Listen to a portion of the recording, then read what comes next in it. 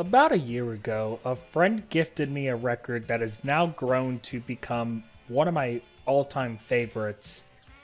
It's called Chipmunk Punk, a record released in June of 1980 by Excelsior Records. The album is a compilation of covers by the fictional band Alvin and the Chipmunks, a group of singing chipmunks developed in 1958 by one Ross Bagdasarian, who donned the stage name Dave Seville, playing the role of the Chipmunks' adoptive father, as well as providing the voices of the group's members. Alvin, the brash troublemaker, Simon, the nerdy reasonable mediator, and Theodore, the tubby but lovable pushover. The group, then named the Chipmunks, were a popular novelty act throughout the rest of the 1950s and into the 1960s until Ross's death in 1972 from a heart attack. The family business was handed down to his son, Ross Bagdasarian Jr., who largely forgot about the once famous novelty group, choosing to mainly focus on the family's real estate and vineyards.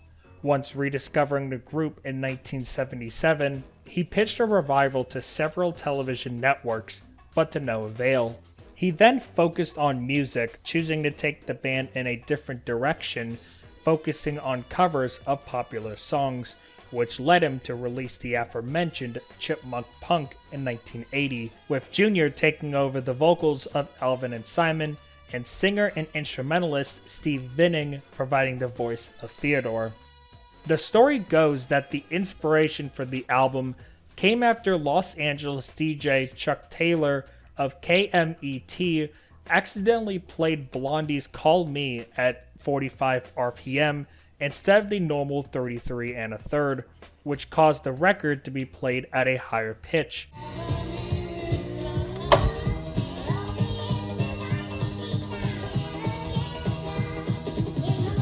This caused Taylor to joke that the song that he had just played was the Chipmunks' latest single. This caused an influx of callers into the radio station asking to hear the track again, which motivated Bagdasarian Jr. and Vinning to release what would come to be known as the Chipmunks' comeback album.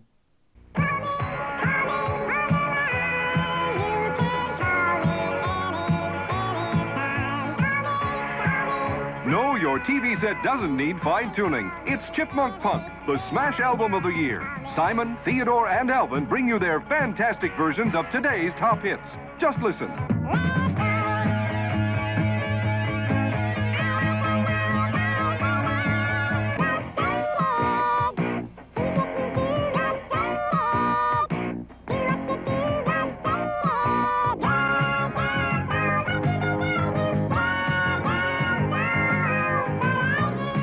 Chipmunk Punk. Over 1 million copies of this tremendous collection have already been sold. And now we're proud to bring you this unbelievable album through this very special TV offer. Here's more.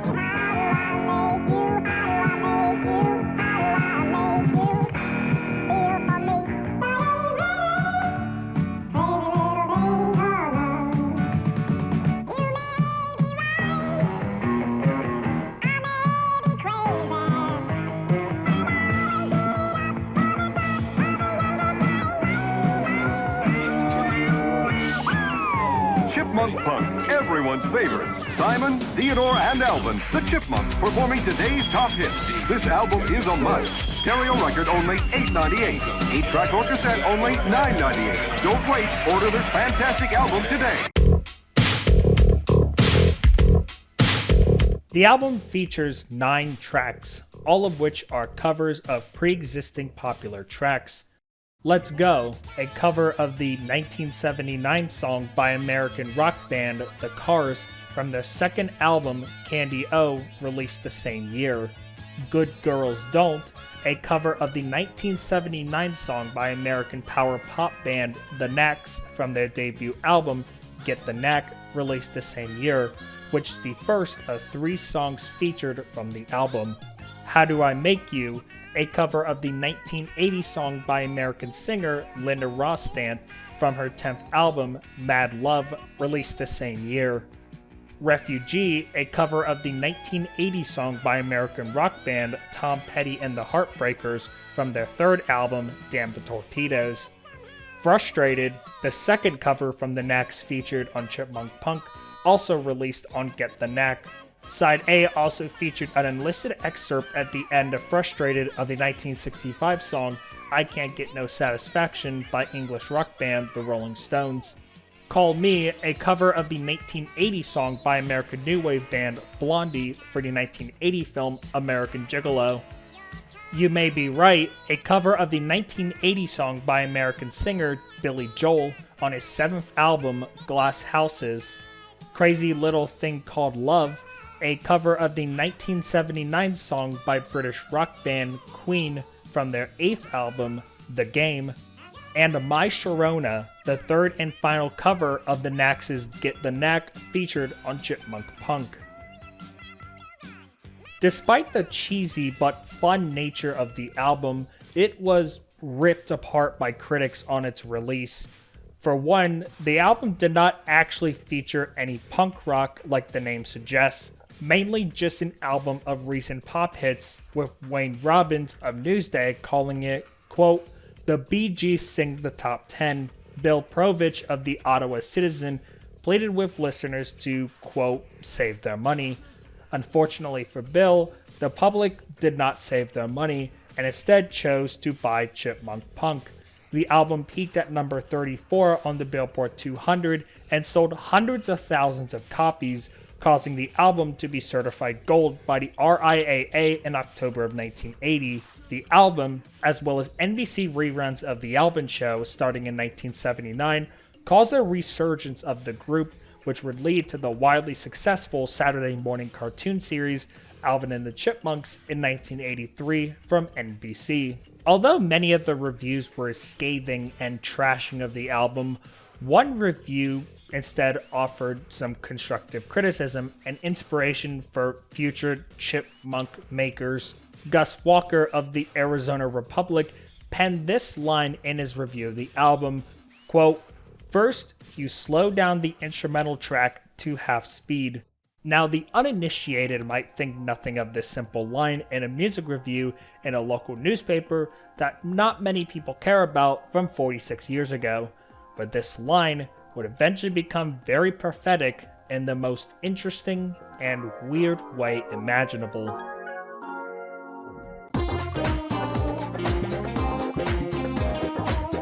It's 2015, and the world is very much different from 1980.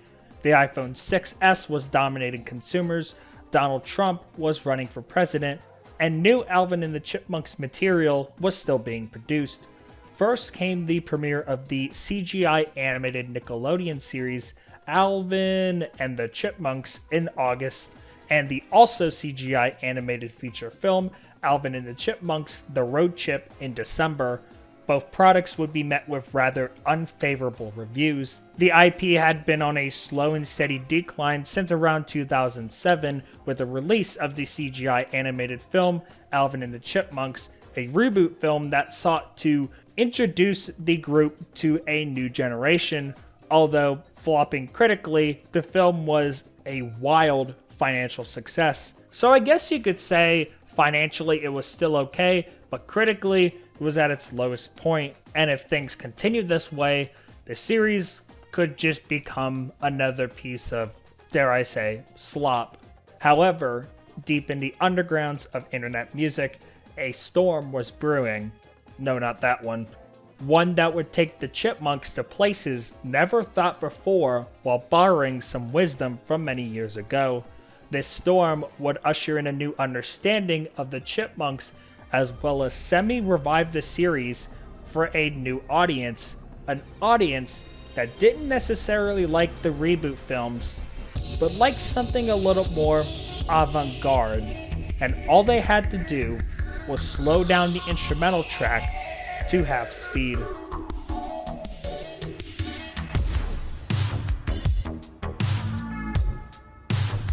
On October 28, 2015, a SoundCloud account named Chipmunks on 16 Speed uploaded a playlist of tracks on the music sharing platform SoundCloud.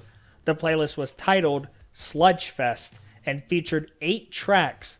A month later, on November 21st, 7 of the tracks, as well as 5 more, were uploaded onto another music sharing platform named Bandcamp under the name Volume 1. However, the album has colloquially become known under the Sludgefest name, so for sake of brevity, that is what the album will be referred to as. The album featured tracks from the Chipmunks' discography, but something was different about them. The tracks were slow, much slower than their original speed, which by my estimate were about 50% slower on both the speed and pitch. This caused this sort of phenomenon to take place. The vocals were brought down from their high-pitched chipmunk-like sound to sound more like a normal singing voice, but the instrumentals were pitched down to these sort of dark, ambient, noisy, chaotic sounds, almost sounding apocalyptic at times. The creator of this project was Canadian musical artist Brian Borchert. He garnered the inspiration for the project while in the electronica band Holy Fuck.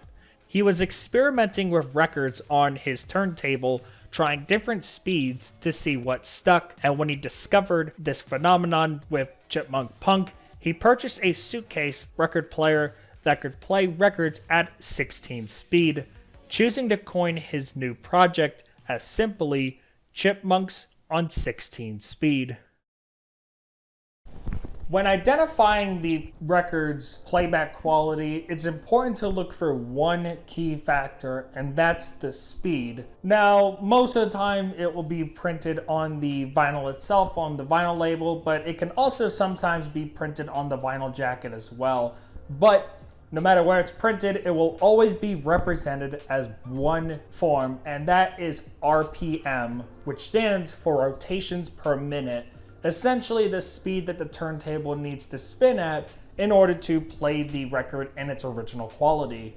So there are 2 types of records that are pretty common nowadays, as well as a couple rarer ones. So the first that I'm going to talk about is the 33 record. Now these are mainly reserved for full albums. Most of the time when somebody tells you, hey, this is a 33, this is what they'll be talking about. And the reason that they call it a 33, technically it's 33 and a third, is that the turntable needs to spin at 33.33 RPM in order to achieve the original sound quality of the album.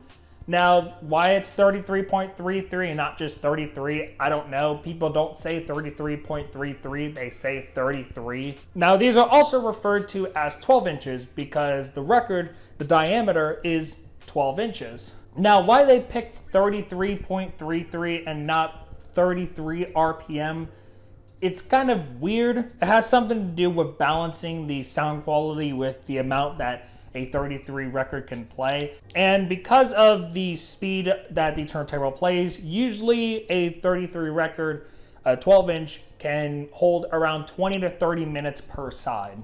The second common record that you'll run into is what is known as a 45, which, like how we talked about with the 33, the 45 refers to the turntable needing to spin at 45 RPM in order to achieve the original sound quality of the record itself. Now, the big thing that you'll notice with the 45 is not only the size, but you also have this big hole in here, which necessitates the use of a 45 adapter for many turntables. But yeah, because the record spins faster than the 33, much less content can be held on these. Usually it's only about like a song or 2 per side. But occasionally for singles, you'll get what's known as a maxi single. It's a 12-inch single, and usually you'll have like the regular song, instrumentals, and maybe some remixes on there, maybe some like multi-track mixes or something like that. So like here, my copy is of the Beatles' Let It Be. So on the A side,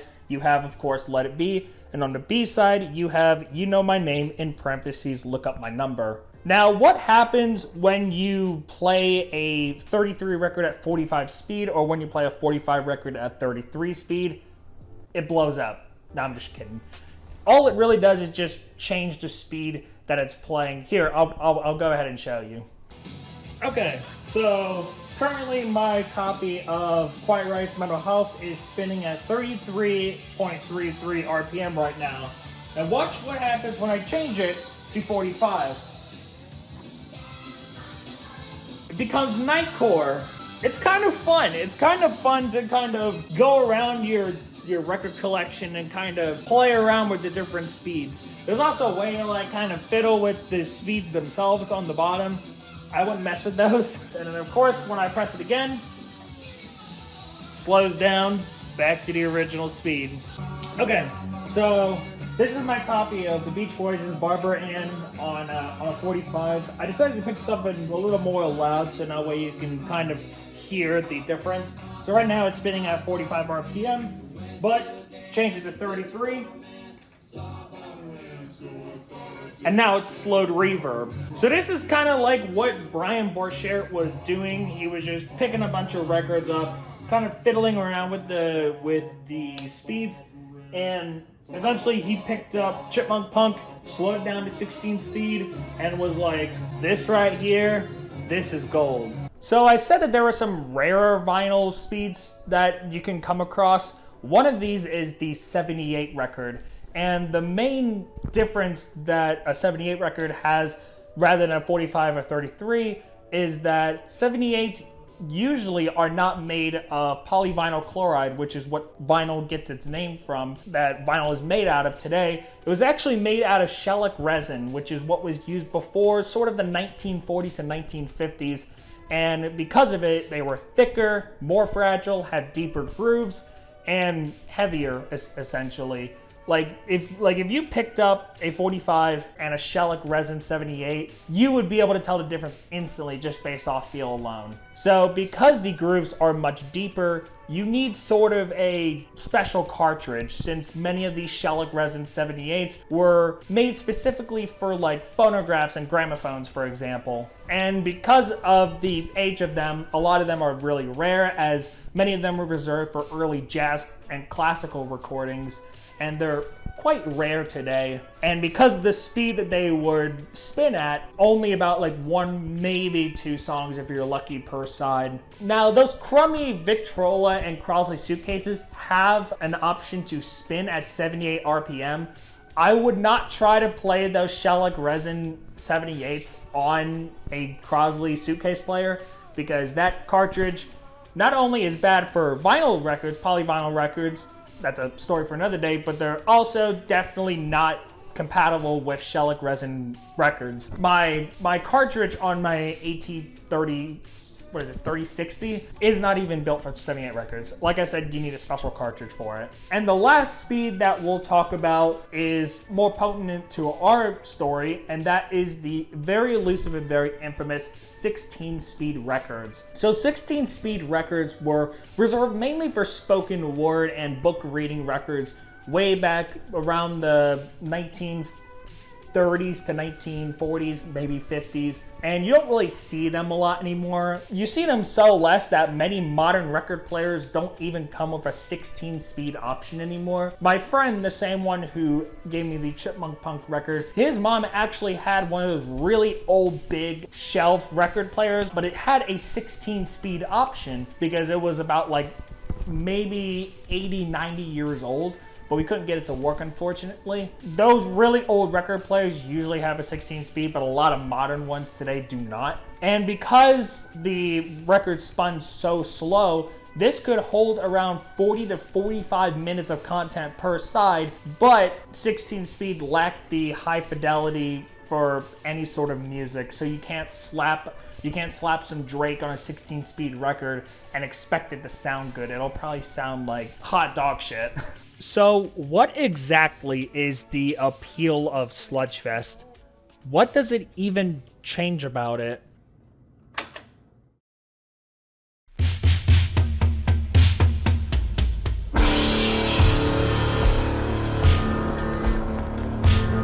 The first song on the album is Call Me, the cover of the Blondie song featured on Chipmunk Punk. As soon as you start the album, literally the very second you start the album, you're greeted with this pounding drum intro, followed by these grating, dark, disgusting chords that fill you with an immense feeling of dread. It almost sounds like you're marching towards the gates of hell with this track. The original lyrics of Call Me were written from the perspective of a male prostitute, with themes of romance and availability. With that being said, I believe this version fits more in line with the original lyrics and the themes of the track rather than the original Blondie version. While the original version is very upbeat and cheery, this Sludgefest version is very slow, dark, brooding, disgusting almost. Prostitution, as we've come to understand it in our modern sense, is seen as a very degrading job. A job where you lose any sense of self-dignity or pride, being broken down until you're only a tool for purely sexual pleasure. This song encapsulates the feeling of being broken down until you're nothing but a shell of your former self. Can call me any day on.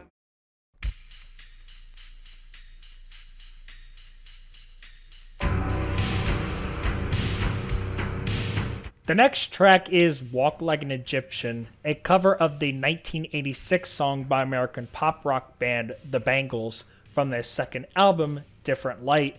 This song was featured on the 1988 record The Chipmunks and the Chipettes, Born to Rock. The Chipettes were just like the Chipmunks and served as the female counterparts and eventual love interests to the main trio. The Chipettes' voice would be provided by Janice Carmen, a film and record producer as well as a voice actress who co-created the Chipettes with her husband, Ross Bagdasarian Jr. Hey, I know that guy. Anyway, this track begins with these echoed percussion instrumentals, which then hits you in the face once again with these dark, droning guitar chords, consistent 30 seconds, and utterly pounding bass drums. This song, for whatever reason, gives me a feeling that I'm being followed by some sort of entity. The sounds of this track give me feelings that are similar to Stay Here, the first track on Swans' 1983 debut, Filth. The repetitiveness of the track, as well as the pounding bass and droning guitars, very much remind me of that song, Stay Here, another song in which I feel like I'm being chased by some sort of larger entity. The horrifying, almost industrial sounding nature of both songs makes it almost poetic in some way. They snap their teeth on your cigarette.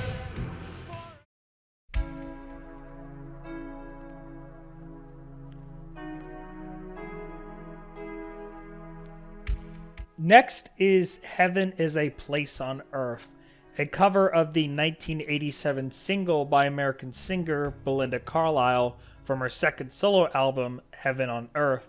This cover was also featured on Born to Rock. In fact, 8 of the 12 songs on Sludgefest were from Born to Rock. Contrary to the name, this song does not sound like Heaven at all, but oddly enough, it's the prettiest sounding on the album. What I mean by that is that it's the least droning and dark sounding of the album. The intro of the song sounds like you're actually falling from heaven back into the real world. The vocal chords of this song actually feel very nice and a good break from the rest of the album. Love comes first.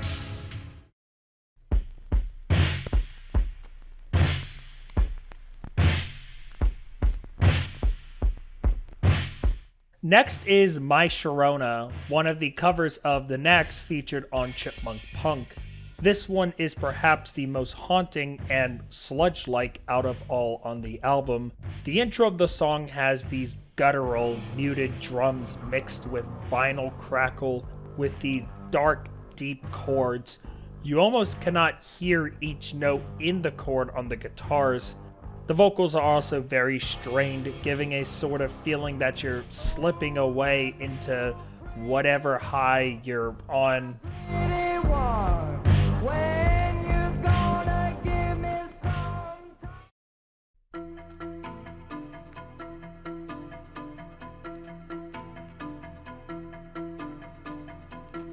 You Keep Me Hanging On is the next on the album.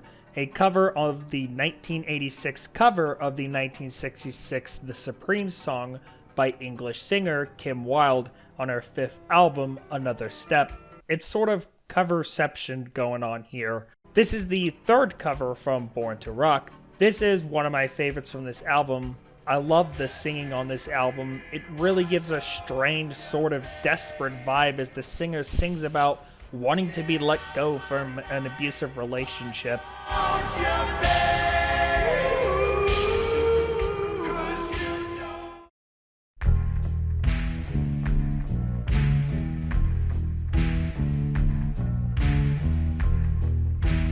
Next on the album is Diamond Dolls, perhaps my favorite on the entire album. This song is actually not a cover and is in fact an original track from the Chipettes. This track was featured in the 1987 animated film The Chipmunk Adventure and later on Born to Rock, the 4th Born to Rock song in Sludgefest. The term Diamond Dolls refers to student organizations, mainly in high school or college, that are staffed with women that assist their respective schools' baseball programs with game day operations and fan engagement. This song, pitched down, sounds rather depressing and, of course, very sludge-like, similar to Call Me from earlier. There are also a few strip clubs named Diamond Dolls as well around the United States. This song actually sounds like what it would feel to either work or be just inside a strip club like that. Inconspicuous, slow, dark, and depressing. Over the time preparing for this video, like I said earlier, this track has become one of my favorites on this album. So much so that the instrumental for this song is going to become background music for this channel moving forward.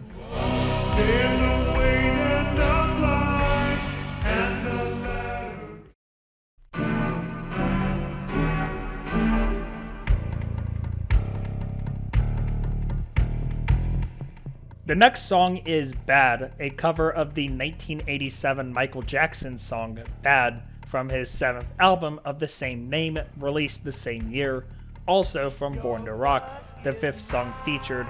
The synthesizer and bass on this are the highlights of the track, just like in the original Michael Jackson version. It gives a sort of evil vibe and emphasizes the lyrics of being bad and wanting to pick a fight. I'm telling you.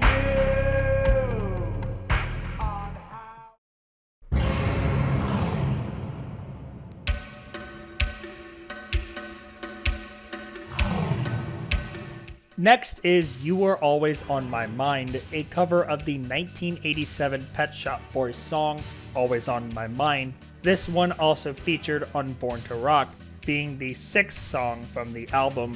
In the original, it is one of my favorites from Born to Rock, but slowed. It gives it a sort of hopeless feel to it, like being in love with someone but them never reciprocating the feelings back to you.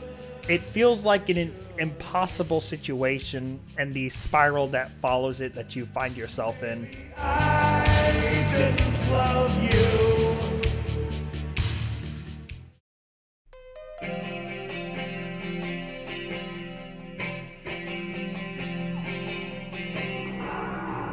The 7th song from Born to Rock, Venus, is the next track, originally performed by Dutch rock band Shocking Blue, released in 1969. This version, performed by Janice Carmen as the Chipettes, more resembles the 1986 cover by English pop group Bananarama. This version, like many on the album, is once again incredibly sludge-like, but this feels a little different. The hook of the song features this droning synth chord progression that builds as it goes on and creates a haunting presence in this track that never really goes away. Your fire and your desire.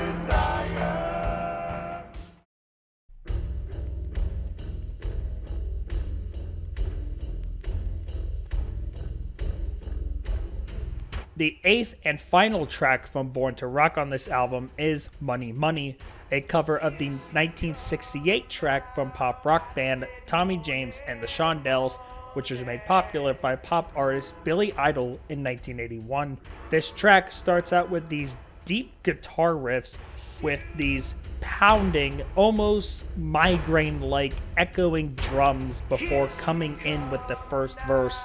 This phrase repeats for the second verse and is modified slightly leading into the last hook. I absolutely love this part, and it is my favorite part of the track and one of my favorite parts of the entire album.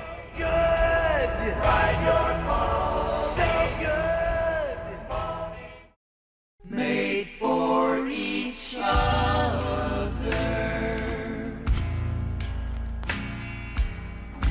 The second to last track on this album is Made for Each Other, an original track featured on the 1981 album Urban Chipmunk, sort of the country equivalent to Chipmunk Punk, with this album consisting mainly of country and bluegrass songs. This track is unique as it features a spoken word introduction by Alvin, voiced by Bagdasarian Jr., and American singer Brenda Lee. The voices, obviously, are pitched down, but as Alvin's voice is pitched down to normal level, Brenda's voice is pitched down even lower. Essentially, this conversation can be interpreted as Bagdasarian Jr.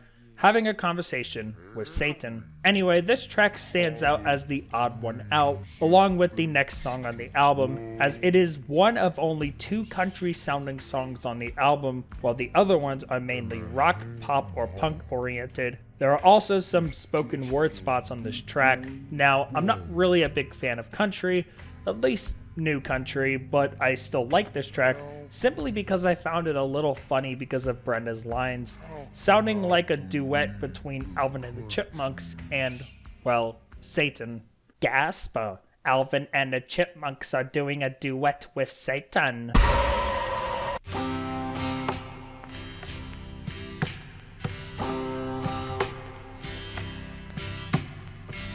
And now the final track on Sludgefest is I Love a Rainy Night, a cover of the 1980 Eddie Rabbitt song, also featured on Urban Chipmunk, being the second song from Urban Chipmunk. I actually think this song might be my second favorite on the album, not only from how it sounds, but also the placement being the last song on the album. It really brings everything together with a nice slow country ballad after everything we've experienced in this project. It's really nice to calm down and just let it simmer out, which is how it does in the end. It just fades out to nothing, like a dream we were experiencing together. Beautiful sight. And that's the entirety of Volume 1 of Sludgefest. And just in case for those keeping track, here are the totals for songs featured on each album mentioned.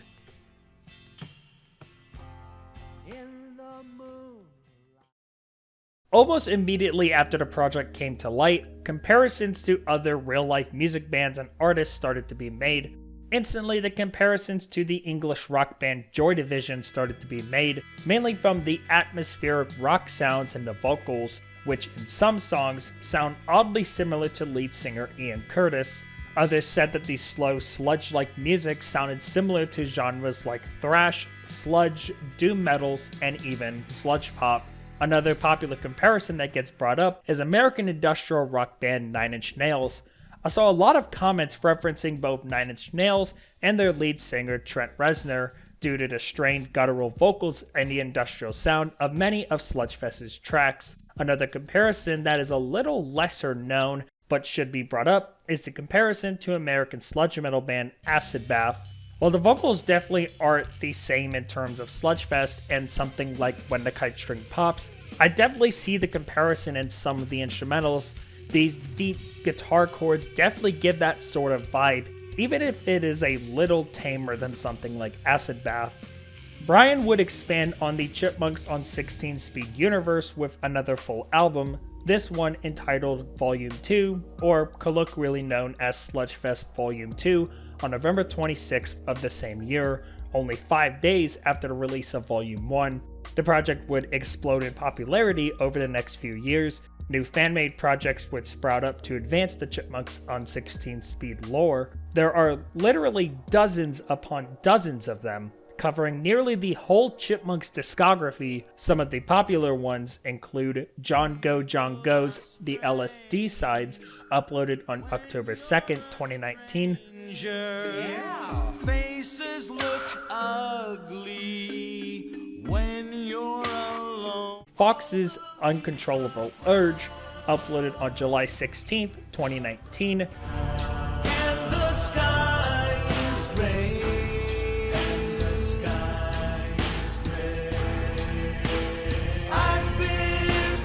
Cigarette Smokes' Club Sludge, a Sludgefest dance collection, uploaded on December 3rd, 2020.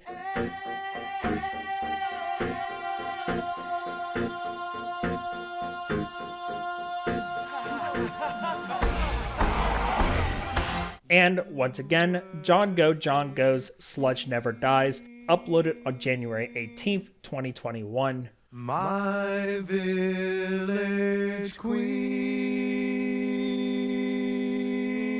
Brian would upload one more official track to the Chipmunks on 16-speed name with Have Yourself a Merry Little Christmas, released on December 17th, 2015. The track was originally featured on the 1981 album A Chipmunk Christmas, the soundtrack to the 1981 animated NBC special of the same name.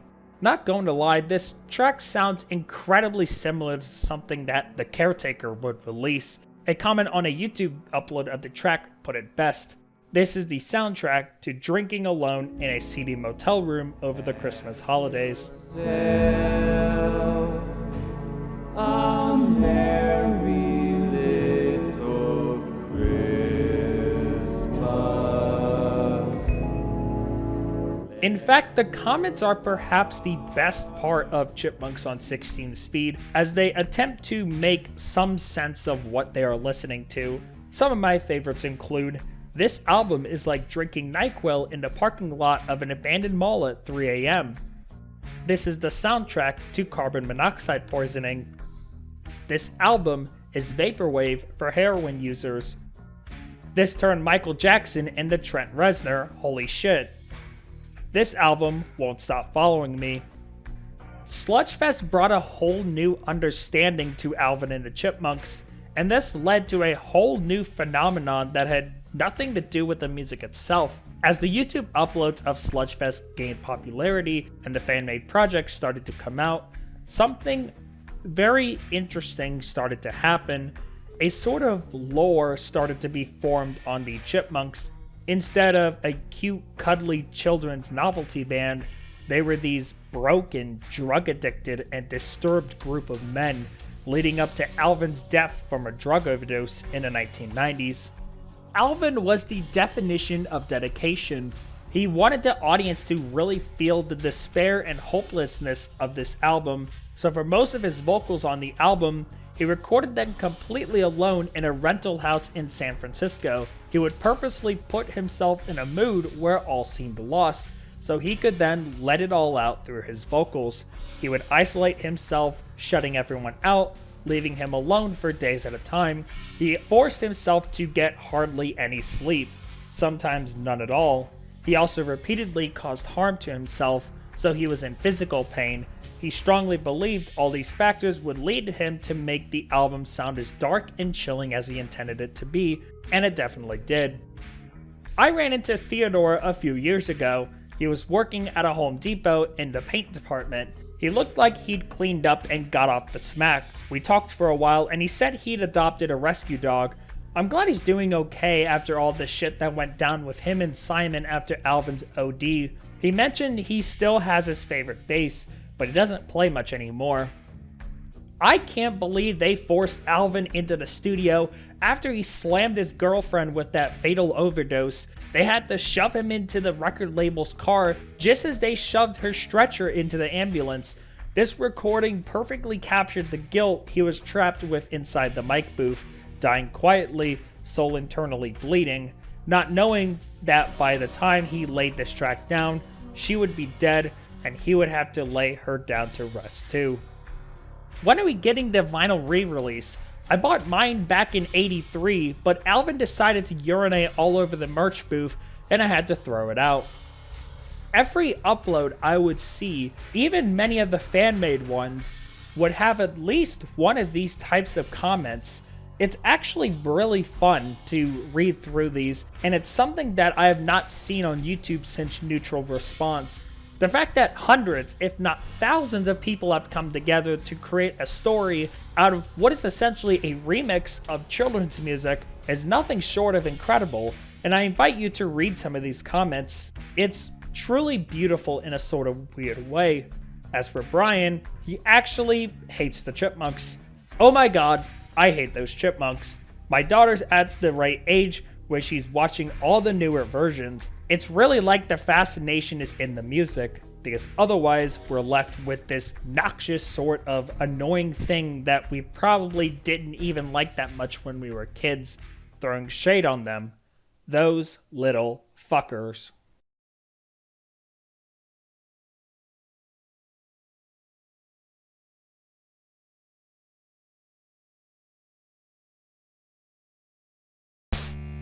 On February 25th, 2018, Geraldine Moore, going by the YouTube name Slater, uploaded a remix of the 2017 Lil Uzi Vert song 20 Minutes. The track was slowed down to give this sort of deep, nostalgic, even psychedelic sound to it. This remix would kickstart a whole new trend on the internet of slowing down music and adding reverb to it. This new trend would come to be known simply as slowed-in reverb. While this technique was not the first to slow down music as a way to remix a track, there's no doubt in my mind that Brian Borchert's little viral project had a hand in bringing this type of remixing to the mainstream. Thanks to him, millions, perhaps billions, are learning to remix music, and some of them are making careers out of it. And just think, in a distant timeline, all of this could not exist. But it does. And that's pretty cool. Internet music is always evolving. Who knows where it is going to go next? But wherever it goes, we'll all be there with it. It's improbable that these people are making millions of views off of this style of remixing, and all they have to do is slow down the instrumental track to half speed.